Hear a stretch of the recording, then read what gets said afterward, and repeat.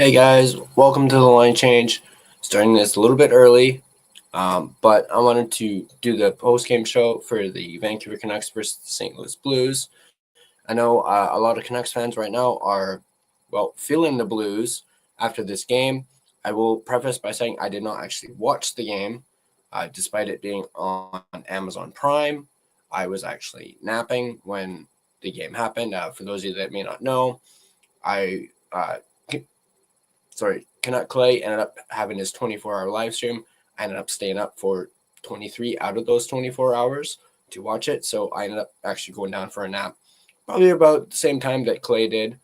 I ended up having a 5-hour nap, so I kind of missed most of the game. And then I had Thanksgiving dinner, so I actually did not watch the game, but I did see the highlights and whatnot. So before we dive into our post-game show, I'm going to thank my sponsor, Gassy Jack Art, maker of this fine artwork you see behind my shoulder here.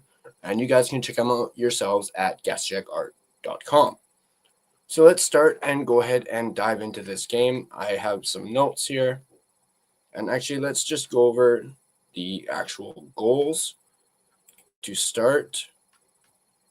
I will break it down period by period. As you can see there, obviously the St. Louis Blues win 5-2 over the Vancouver Canucks. Canucks fans, as I mentioned, feeling the blues after this game. Scoring started off with Jimmy Snuggerud scoring the first goal of the game at 8 minutes and 48 seconds of the first period. Let's take a look at the goal. See, bringing it down there. Down, pass over. Around the boards, and then right out in front, and then the puck goes into the net. So that was the lone goal of the first period. Let's take a look at the shots for that first period. Were 12-8 in favor of St. Louis. So once again, a recurring theme that I actually put down in my notes. Canucks once again get outshot in the first period. So, and yeah, as I mentioned, it's becoming a recurring theme for the Canucks. Consistently getting outshot. It was a similar thing last year, and we're seeing it again this year. So there's that. Let's move down to the next goal. Scored by Brayden Schenn at 2 minutes and 10 seconds to make it 2-0. Assisted by Jordan Kyrou and Philip Broberg. Taking a look at it here. Puck moves around the net. Pass up to, I believe that's Kyrou. Has a chance, and then Brayden Schenn rips it and gets it past Lankinen. And then the Canucks actually managed to get on the board. It's Kiefer Sherwood. Scores his second of the season, assisted by Ratu and Archdeep Bains at 5 minutes and 33 seconds on a backhand. Let's go ahead and go to the visualizer and see this. There's Sherwood right there. Pass down to Bains. Pass over to Ratu, who passes it back to Sherwood, who backhands it into the net, past Pennington. That made it 2-1. And then moving down, Jimmy Snuggerud would score again to make it 3-1. St. Louis at 8 minutes and 13 seconds, assisted by Bujanevich and Brayden Schenn. Take a look at the goal visualizer. Pass up, down, behind the net there. Myers gives it away, and then boom, there's Snuggerud to bury it. And then Sherwood would get the game within one, scoring a beautiful shorthanded goal, unassisted at 12 minutes and 12 seconds.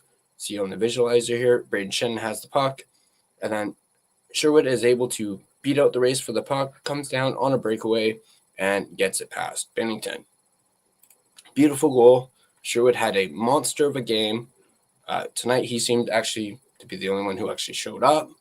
But moving down, then you had Nick Bukestad scoring to make it 4-2, assisted by Walker and Texier at 13 minutes and 45 seconds. Let's take a look at the visualizer. Quinn Hughes here with the puck. A bad breakout. St. Louis brings it up the ice. Cross-size pass, and then the puck goes into the net. So a tough break for the Canucks. Speaking of the game tonight, Canucks had a lot of giveaways, which appeared to be, their kryptonite here tonight. Moving on to the third period, Jake Neighbors would score into an empty net. We don't really need to see that on the visualizer.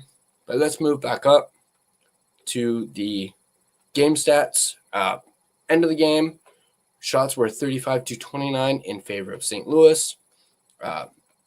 Canucks had a better face-off percentage at a 52.2% to St. Louis's 47.8%. Once again, power play didn't show up at all, which has been a recurring theme over these last 3 games. Penalty minutes were 6 for the Canucks and only 2 for the Blues. So the Blues only had 1 penalty while the Canucks had 3. Hits were 29-22 in favor of Vancouver. Block shots were 17 even. And then we get down to the giveaways. There were 24 giveaways for the Canucks. I saw that Quinn Hughes had 3 of those giveaways, which is not a good look for the Canucks. And then St. Louis had 16 giveaways. And then it was 8-6 when it comes to takeaways. St. Louis with 8 and the Canucks with 6. And yeah, that is pretty much the game. But looking back to my notes, as I mentioned already, Kiefer Sherwood had a great game, 2 goals. So now he's up to 3 goals on the season. Obviously, there was a bad turnover from EP40. Obviously, as I mentioned at the top, I did not actually watch the game, but I heard, through Twitter, a lot of people were going after PD because of a bad turnover. There was also a moment in the game where PD had an open net, but he elected to pass instead of shoot, something we saw consistently last season, where he decided to pass instead of shoot. Obviously, in this situation, PD needed to shoot, and he ended up not doing it.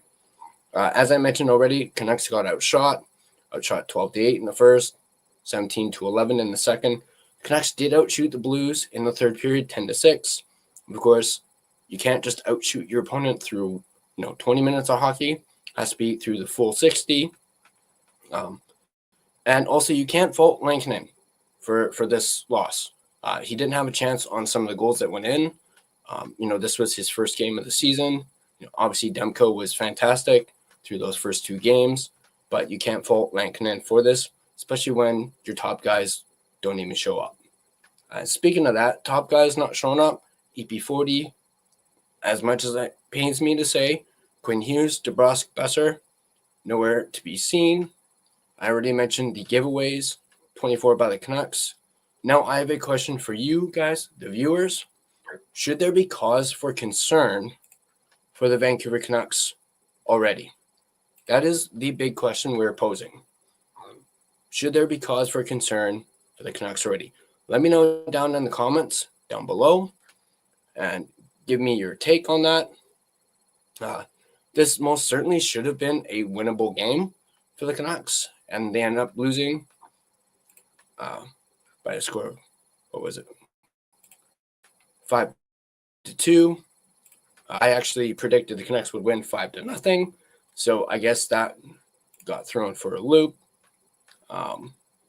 But once again, a lot of Canuck fans are feeling the Blues tonight here on Thanksgiving. Not a lot for Canuck fans to be thankful for, but I am trying to stay positive for it. We are, of course, only 3 games into the season. I haven't hit, the alarm yet, so we shall see. But let's take a quick look at some out-of-town scores. While we're here. The Colorado Avalanche defeated the Sabres 3-1. The Tampa Bay Lightning defeated the Bruins 4-3. The Predators defeated the Senators 4-1. The Jets defeated the Islanders 5-2. The Red Wings defeated the Leafs 3-2. The Flyers defeated the Panthers 5-2. That's a little surprising. But my wife will be happy about that. She is a Flyers fan. The Devils defeated the Blue Jackets 3-2. And the Wild defeated the Kings 4-3. And then the Blackhawks defeated the Mammoth 3-1. So that was your out-of-town scores. I'm going to start doing that for my post-game shows, just to give us an idea of what's going on outside of, the Vancouver Canucks realm. But that question I had for you guys is a major one. Are you guys concerned? As I said, let me know in the comment section down below. Are you guys concerned? Obviously a lot of people are, going after Petey for, him not really showing up the last 3 games. Yes, he's got a point. He got that in the home opener, but he's been invisible ever since. I'm not ready to, start firing on all cylinders when it comes to Petey. As I just mentioned, it's only game 3, and I'd much rather wait until it was, maybe later in November, maybe 10 games in, and maybe I might start, being like, okay, we're seeing the Petey of old, or not of old, of last season. But once again, should there be cause for concern for Canucks fans already? Let me know in the comment section down below. Obviously, the next game is against Dallas. You would think Thatcher Demko is most likely going to start that game, considering it is against Dallas. But I also wouldn't be surprised if they wanted to give Demko some extra rest and maybe throw Lankin in there. Let me know in the comment section down below. Who do you think is going to start? Will it be Demko or will it be Lankinen? I could go with either one, but my money is obviously on Demko starting that game against the Stars, considering the Dallas Stars are a very, very good team. Do you think that these woes will continue for the Canucks going into Thursday against the Dallas Stars? Let me know in the comment section down below. And that's actually going to do it for this post-game show. A little bit of a short one. It is Thanksgiving Monday, and I am feeling pretty full from Thanksgiving dinner, but I wanted to do at least give you guys something, a small little post-game show. We'll be back full swing on Thursday as well as Friday for both of those games. We'll have post-game shows for that.